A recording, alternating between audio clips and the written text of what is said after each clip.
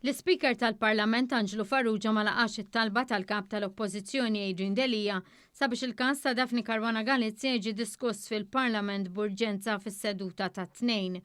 F'ruling ċar l-Ispeaker sostna li ma jistax jilqa' talba tal-Oppożizzjoni f'mument meta l-investigazzjoni tinsab għaddejja anke bħalissa.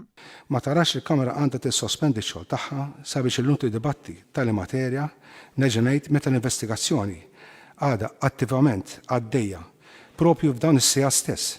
L-Ispeaker spjega li kieku kellu jħalli diskussjoni għaddejja dwar il-każ taqtil ta' Caruana Galizia jistgħu jiġu preġudikati l-investigazzjonijiet tant kruċjali f'dan il-każ. Is-sedja tara wkoll li jekk jitħalla id-dibattu jsir dal-istadju m'għandha l-ebda garanzija li tista' tikkontrolla d-diskussjoni b'tali mod li ma tippreġudikax l-istess investigazzjoni u drittijiet tal-persuni konċernati fi proċess ġudizzjarju dan kif ġie deċiż diversi sentenzi tal-Qorti Ewropea tad-Diritti tal-Bniedem biex jiġi żgurat id-dritt ta' smigħ xieraq fi proċess ġudizzjarju.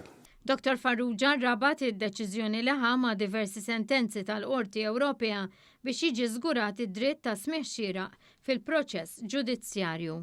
Tqisu prematur li tissospendi x-xogħol ta' seduta tal-lum biex tgħaddi għal diskussjoni fuq materja li dwar jeħtieġ informazzjoni attendibbli li tista' tirriżulta aħjar minn konklużjoni tal-investigazzjoni tal-Pulizija.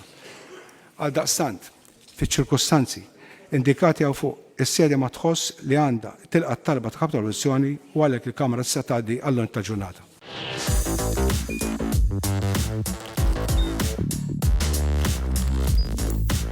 Idħol fuq one.com.mt u hemmhekk tista' tara l-programmi kollha li jxandru fuq One permezz ta' One Play.